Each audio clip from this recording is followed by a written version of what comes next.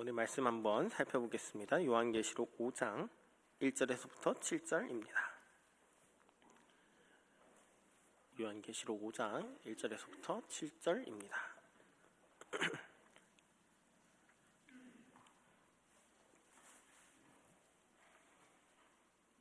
신약성경 403페이지입니다. 다 찾으신 줄 알고 제가 먼저 읽도록 하겠습니다. 내가 보매 보좌에 앉으신 이의 오른손에 두루마리가 있으니 안팎으로 썩고 7인으로 봉인하였더라. 또 보매 힘있는 천사가 큰 음성으로 외치기를 누가 그 두루마리를 펴며 그 인을 떼기에 합당하냐. 하늘 위에나 땅 위에나 땅 아래 능히 그 두루마리를 펴거나 보거나 할 자가 없더라. 그 두루마리를 펴거나 보거나 하기에 합당한 자가 보이지 아니하기로 내가 크게 울었더니 장로 중에 한 사람이 내게 말하되 울지 마라. 유대 지파의 사자 다윗의 뿌리가 이겼으니 그 두루마리와 그 7인을 떼시리라 하더라. 내가 또 보니 보좌와 내 생물과 장로들 사이에 한 어린 양이 서 있는데 일찍이 죽임을 당한 것 같더라. 그에게 7뿔과 7눈이 있으니 이 눈들은 온 땅에 보내심을 받은 하나님의 7영이더라. 함께 읽겠습니다. 그 어린 양이 나와서 보좌에 앉으신 이의 오른손에서 두루마리를 취하니라. 아멘. 찢겨진 승리라는 제목으로 함께 말씀 나누길 원합니다. 요한계시록은 오해와 편견의 책이곤 합니다. 요한계시록을 생각할 때 우리는 어렵다라는 생각도 들고요, 또 두렵다라는 생각이 듭니다. 하지만 알고 나면 어렵지 않고요, 알고 보면 불안과 공포가 아니라 위로와 용기를 주는 책이 바로 요한계시록 되겠습니다. 요한계시록을 읽을 때는 두 가지를 조심해야 됩니다. 두 가지. 하나는 악용이고요, 하나는 오독입니다. 악용과 오독입니다. 요한계시록을 불순한 의도로 악용하면 이단이 됩니다. 오독하면 이단에 빠지기도 합니다. 이런 악용과 오독을 통해서 우리에게 요한계시록은 오해의 책이 되었습니다. 시한부 종말론 신앙의 온상이 되거나 기독교 이단의 전유물처럼 여겨지기도 합니다. 이 요한계시록이 난해하다고 해서 지나치게 경계하는 것도, 또 난해하기에 지나치게 자만하는 것도 금물되겠습니다. 요한계시록은 미지의 종말을 드러내는 책이 아니라 종말이 누구의 손에 달려있는지를 명시하는 책입니다. 그래서 계시록은 복음으로 이해해야 합니다. 종말론만으로 풀어가는 것은 온당치 못합니다. 성경 65권과 상이한 책, 다른 책이 아니라 구약을 요약하고 확증하며 거대한 구속의 서사를 완성하는 책입니다. 계시록에서 구약의 묵시인 에스겔서와 다니엘서가 완성되고 신약의 메시지였던 기독론, 교회론, 성령론, 그리고 종말론이 오롯이 담겨 있습니다. 계시록은 본문에 충실하게 읽어야지 문자 그대로 읽어서는 안 됩니다. 다시, 본문에 충실하게 읽어야 되지 문자 그대로 읽어서는 안 됩니다. 그래서 장르와 구조를 알면 오해를 줄일 수 있습니다. 그렇다면 요한계시록의 장르는 무엇인가요? 요한계시록의 장르는 무엇인가요? 요한계시록의 장르는 편지이자 예언이자 묵시 되겠습니다. 다시, 편지이자 예언이자 묵시 되겠습니다. 먼저 묵시입니다. 묵시라는 말은 계시이지요. 계시는 감추어진 하늘의 비밀을 드러내주는 문학, 그 문학 장르가 묵시입니다. 에스겔이나 다니엘처럼 시대의 저항과 역사의 종말, 하나님 나라의 전망이 맞추어져 있습니다. 대부분 환상이라는 형태로 메시지가 제시됩니다. 이 땅의 시선이 딱 고정되어서 눈앞에 있는 것밖에 보지 못하는 우리의 시선을 어디로 돌려요? 하늘로 돌리는 책. 그게 묵시, 그게 계시록인 거죠. 하늘의 환상을 통해서 현재 우리가 겪고 있는 고난의 의미를 알려주고 미래에 대해서 소망을 주고 종말에 마침내 임할 그 하나님 나라에 대한 확신을 우리에게 주어서 우리에게 용기를 주는 문학 장르가 바로 묵시 장르 되겠습니다. 두 번째는 또 뭐였죠? 두 번째는 예언이었죠. 예언. 구약에는 많은 예언자들, 선지자들이 나옵니다. 그들이 말한 것은 무엇입니까? 그들의 목적은 앞으로 이런 너희에게 일어날 거니까 너희에게 미리 말한다. 이게 아니죠. 그들은 예언자, 선지자라고 말을 하는데 이 앞으로 일어날 일을 너희에게 말하는 것이 아니라 하나님의 말씀을 맡아서 대언하는 것, 하나님의 말씀을 대신 말하는 것, 이것이 예언의 본질입니다. 그러니까 앞으로 이런 일이 일어날 거야 보다 이미 전해진 하나님의 말씀, 특별히 레위기의 율법에 근거해서 너희는 지금 돌이켜야 한다, 혹은 지금 당장 하나님께로 돌아와야 한다라는 것을 말하는 게 바로 예언입니다. 그래서 계시록도 동일하게 읽어야 됩니다. 계시록 전체 내용 중에 3분의 2 이상이 구약의 인용입니다.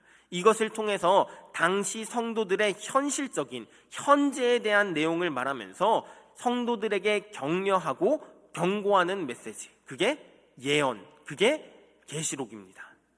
마지막으로 편지입니다. 계시록은 편지예요. 편지라는 말은 계시록이 특정 일부 사람들에게 비밀리에 전달되거나 전승되는 그런 비서가 아니라, 혹은 읽지 못하게 전해져 내려오는 금서가 아니라 교회의 모든 성도들 앞에서 공적으로 읽어주던 서신, 편지라는 의미입니다. 아시아에 있는 7 교회에게 보낸 편지입니다. 공동 서신들처럼 신앙과 시험, 인내, 세속과 이단의 미혹에 대한 경계를 강조합니다. 그러니까 먼 미래에 대한 막역한 내용이 아니라 그 당시 성도들의 현실과 배경에 집중해서 썼습니다. 그래서 계시록의 장르인 묵시, 예언, 편지, 이 모든 걸 살펴보았을 때 세 가지 모두 미래를 얘기하기보다 무엇을 말해요? 현재를 얘기하고 있는 거죠. 현재 성도들에게 용기를 주고 격려하는 말씀임을 알 수 있습니다. 그렇다면 당시 배경은 어떻습니까? 당시 교회들은 박해를 받고 있었습니다. 당시 로마의 황제였던 도미티아누스가 황제 숭배를 강요했습니다. 황제 숭배라는 것은 일제시대의 천황 숭배와 동일합니다. 인간이었던 일본의 왕 천황을 신으로 숭배하라는 것처럼 인간이었던 로마 황제 도미티아누스를 신으로 모시라는 거죠. 도미티아누스의 박해는 네로 황제 이후로 가장 큰 박해입니다. 네로가 로마 대화제로 인한 민심을 되찾기 위해서 박해를 했다면 도미티아누스는 더 악랄하게 의도적으로 황제 숭배에 저항하는 그리스도인들을 박해했습니다. 각 지역의 총통들은요, 황제에 대한 충성심을 보여주기 위해서 황제 숭배를 장려했고, 이로 인해서 그리스도인들은 철저하게 배제된 삶을 살게 됩니다. 이런 상황 속에서 요한계시록 누가 적었습니까? 요한이 적었죠. 사도 요한은 어떤 사람입니까? 12사도 중에 가장 어렸던 사람. 학자들이 추측하기로는 예수님과 함께 다녔을 때 나이가 10대 후반. 요한계시록을 집필할 당시 다른 사도들이 전부 순교로 세상을 떠나고 가장 어렸던 그 사도가 이제 교회의 가장 큰 어른이 되었습니다. 욱하는 성격의 보아너게라고 불렀던 그 청년이 이제 백발이 성성한 노인이 되었습니다. 60년이라는 시간은 그렇게 야속하게 모든 것을 빼앗아 버렸습니다. 자신의 형이었던 야고보도 순교했고요, 베드로, 안드레, 도마, 바돌로메, 그 밖에 모든 사도들이 죽고 누구만 남았어요? 요한 자신만 남았습니다. 어쩌면 이 시간들 속에서 예수님에 대한 확신도, 다시 오신다는 그 약속도 희미해져 갔을지도 모르겠습니다. 그런데 오늘 본문 한번 3절, 4절 한번 같이 읽어보겠습니다. 3절에서 4절입니다. 함께 읽겠습니다. 시작. 하늘 위에나 땅 위에나 땅 아래 능히 그 두루마리를 펴거나 보거나 할 자가 없더라. 그 두루마기를 펴거나 보거나 하기에 합당한 자가 보이지 아니하기로 내가 크게 울었더니. 아멘. 이러한 상황 속에서 하나님은 요한에게 한 환상을 보여줍니다. 그리고 그 환상을 본 요한은 펑펑 울기 시작하는 거죠. 하늘의 교회는 완전할지 몰라도 이 땅의 교회는 변질되기 시작했습니다. 바른 교리는 있으나 사랑이 없는 그런 죽은 교회, 제자도의 대가로 혹독한 고난을 받은 교회, 황제 숭배의 위협에는 맞섰으나 세상의 문화에는 타협했던 교회, 이단의 유혹을 거절하지 못하고 잘못된 신비주의와 광신주의에 빠진 교회, 겉과 속이 다른 유명무실한 교회, 왕성한 활동은 있지만 생명은 없는 마케팅 교회, 규모와 영향력은 크지 않았지만 신실하게 말씀을 지킨 교회, 다 가졌어도 영혼은 벌거벗은, 그러고도 거짓된 자기만족에 빠진 세속화된 복음에 물든 교회, 그게 7교회 아니었습니까? 하늘의 교회는 완전할지 몰라도 이 땅의 교회는 변질되기 시작했다고요. 그러면서 구속의 역사는 어떻습니까? 구속의 역사는 정체되어 있습니다. 교회는 탄압받고 있지요. 그러면서도 변질되고 있지요. 사도들 다 죽고 혼자 남았습니다. 이제 더 이상 물러날 데가 없습니다. 더 이상 하나님 나라를 이어갈 희망이 보이지 않습니다. 그런데 이런 상황에 하나님이 환상을 보여주는데, 그러면 막 하나님이 이 세상을 다스리고 이 세상을 어떻게 심판하실 것인지를 보여줘야 되는데 뭘 보여줍니까? 봉인이 열리지 않음을 보여줍니다. 봉인을 풀 예수님이 아직도 오지 않았습니다. 하루 이틀 기다릴만 하지요. 1, 2주 아직 괜찮지요. 한 달, 2달 그냥 넘어갈 수 있지요. 그런데 1년, 2년이 지나고 10년, 20년 이제 언제 오나 의심이 들겠지요. 그렇게 몇 년이 지났다고요? 60년이 지났다고요. 구속의 정체보다, 교회의 변질보다 더 마음이 아픈 것은 예수님의 지연입니다.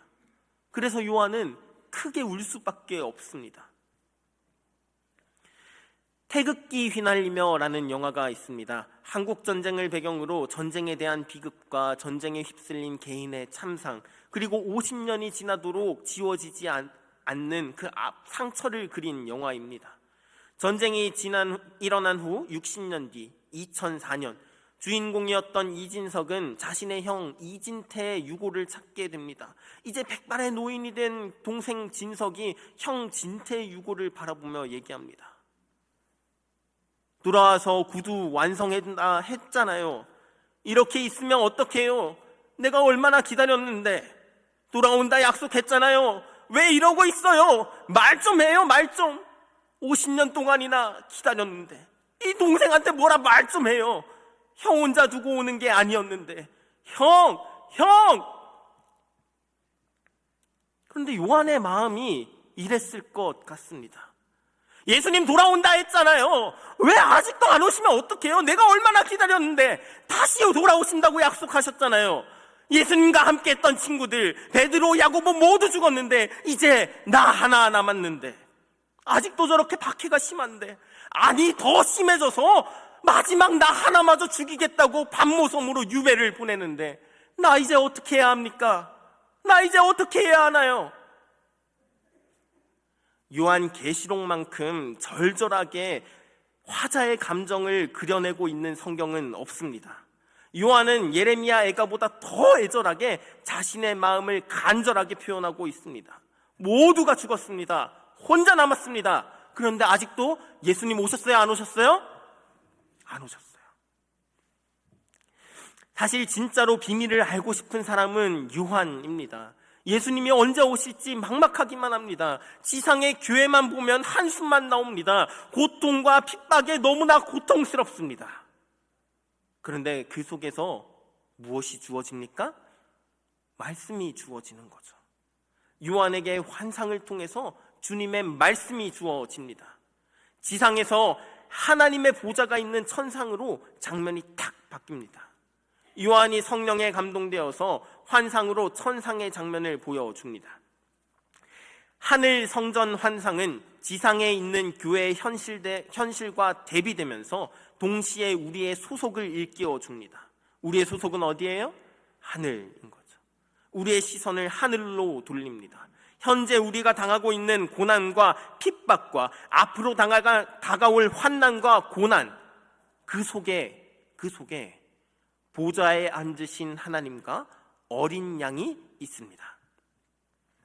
3장에서는 이 땅 교회의 현실을 보았다면 이제 시선이 바뀌어 4장이 나옵니다. 4장에서는 창조주 하나님을, 5장에서는 구속자이신 예수 그리스도를 강조합니다. 5장은 창조주 하나님의 계획이 어떻게 어린 양이신 그리스도의 구속을 통해서 새 창조로 완성되는지를 보여줍니다.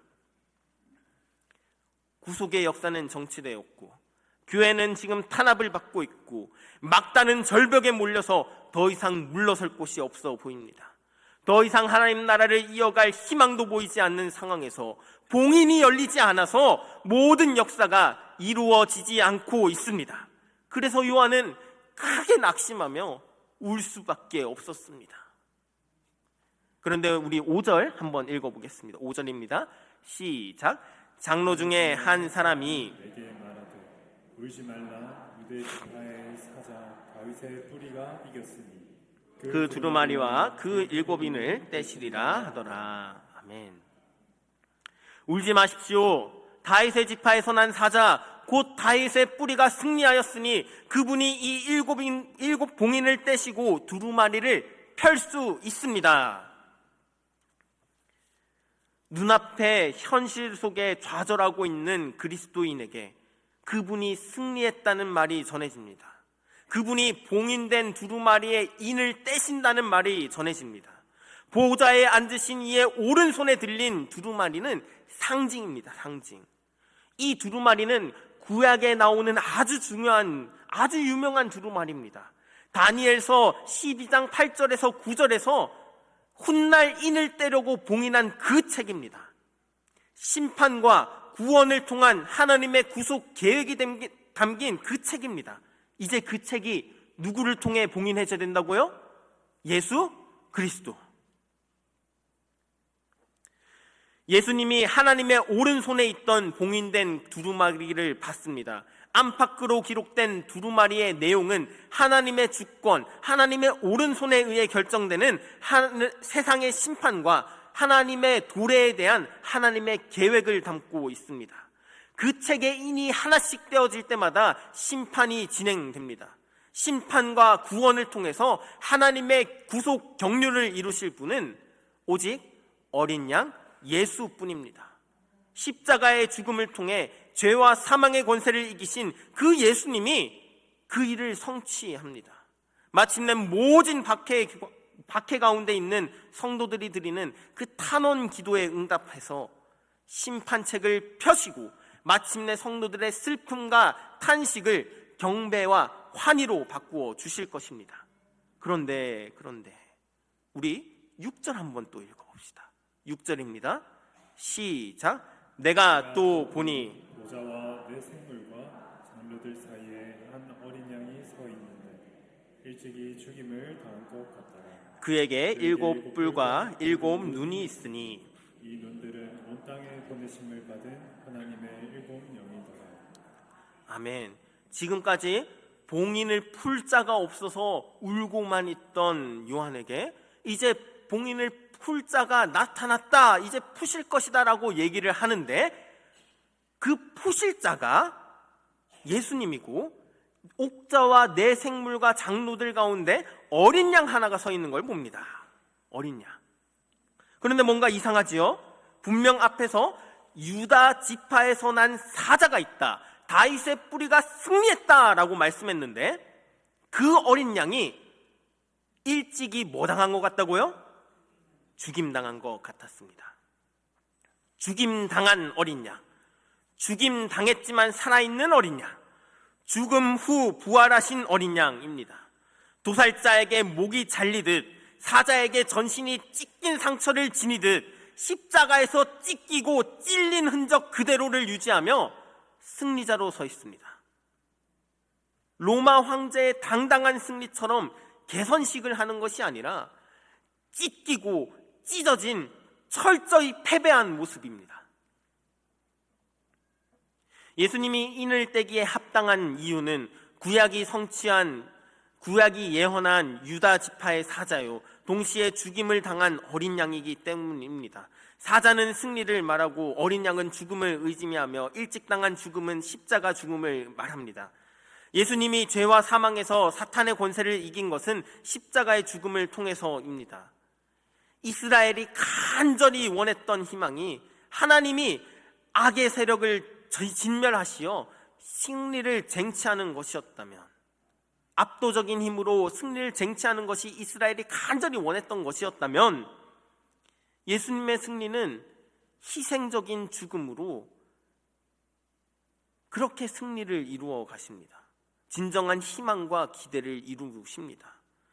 어떤 승리보다 위대한 승리를 고난을 받으시어 죽임을 당하시어 완전히 이룹니다. 그 승리하신 예수님이 우리의 주님이라고 그렇게 얘기하고 있습니다. 이제 요한은 눈물을 멈추고 주님의 환상을 똑똑히 바라봅니다.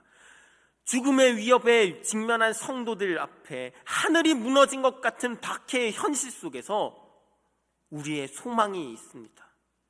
우리의 소망이 하늘에 계십니다. 온 우주의 통치자이고 역사의 참 주권자이신 하나님이 계십니다. 이제 요한은 이 땅의 시선이 아니라 하늘의 관점에서 바라보기 시작합니다. 모든 시대와 모든 지역과 모든 교회에 7교회와 같은 모습들이 있겠지만, 그럼에도 불구하고 하늘을 기억하며 바라보며 그렇게 살아가게 합니다.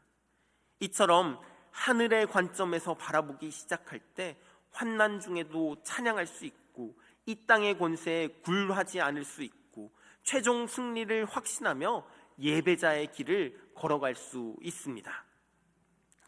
메시아가 세상을 이겼습니다. 그리고 우리의 고난 중에서도 승리의 메시아가 역사에 개입하실 겁니다. 고통받고 고난받는 우리를 위하여 먼저 십자가 고통을 겪으시고 십자가를 지심으로 승리하신 분이 있습니다. 그러니 우리도 그 십자가를 따라갈 수 있습니다. 십자가를 지나 부활로, 고난을 지나 영광으로, 죽음을 지나 승리로 나아갈 수 있습니다. 세상 속에서 당하는 고난을 이상히 여기지 않고 그렇게 마땅히 걸어가야 할 길을 우리는 걸어갈 수 있습니다. 세상처럼 무자비한 힘과 권력으로 억압하는 자들에게 살아남기 위해서 거짓 경배를 하지 않고 우리를 살리기 위해 죽임을 당하신 주님을 위해 살고 주님께 합당한 영광과 경배를 돌릴 수 있습니다. 아직도 주님은 오지 않았습니다. 그러나 요한은 이 땅 가운데 믿음의 경주를 계속하고 있는 성도들에게 확신에 찬 소망을 말합니다. 끝없는 고난 속에서 몸부림치고 있는 7교회, 그리고 우리들을 요한이 위로하고 있습니다.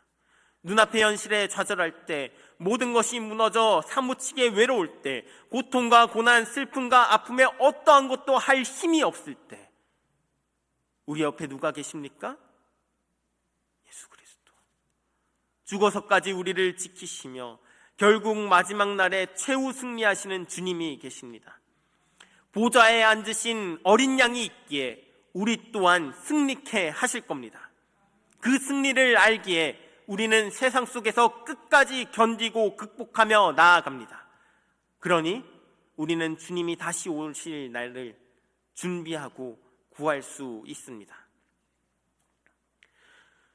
초대교회가 핍박을 받고 죽임당하고 있지만 패배가 아닙니다. 주님이 주신 길이고 주님이 걸으신 승리의 길입니다. 하나님은 오늘도 우리가 하나님의 방식대로 승리하길 원합니다. 호구 같아 보이고 손해보는 것 같지만 그것이 하나님 나라의 승리 방식입니다. 지는 것이 이기는 것이고 죽는 것이 사는 것입니다. 먼저 고난을 받으시고 찔리시고 찢어지신 그분이 나의 모든 고난을 아시고 눈물 닦아주시며 나의 시선을 이 땅에서 하늘로 옮겨주십니다. 그렇게 말뿐인 단순한 위로가 아니라 진정한 승리를 우리에게 보여줍니다. 죽었던 그 어린 양이 끝날까지 우리를 지키시고 최후까지 함께 하실 겁니다. 그러니 찢겨져서 승리하신 분처럼 오늘도 그분을 따라 고통당하고 고난당하는 성도들에게도 동일하게 승리를 주실 겁니다. 그러니 그 주님께 나아가는 우리 진량제일교회 성도 되길 주님의 이름으로 축원합니다. 기도하겠습니다. 사랑이 많으신 하나님 아버지, 참 감사합니다. 찢겨지고 찢어지고 찔려 승리하신 그 예수님이 나의 시선을 이 땅에서 하늘로 돌려주시고 하늘을 바라보게 하심을 바라봅니다. 주님 다시 오실 날을 준비하고 구할 수 있도록 주님 우리를 인도하여 주시옵소서. 이 땅에서 지는 것이 이기는 것임을 알고 주님 가신 길을 따라갈 때 주님 우리를 지켜주시고 함께하여 주시옵소서. 주님을 끝까지 신뢰하며 나아갈 수 있도록 주님 우리를 도와주시옵소서. 예수 그리스도의 이름으로 기도드리옵나이다.